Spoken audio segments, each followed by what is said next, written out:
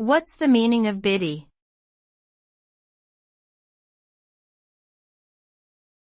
Biddy.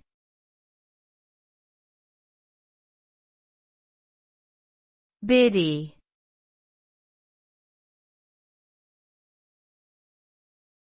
Biddy.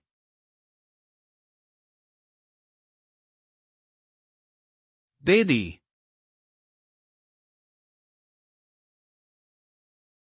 The term biddy is commonly used to refer to an elderly woman, typically one who was seen as being old-fashioned, opinionated, or gossipy.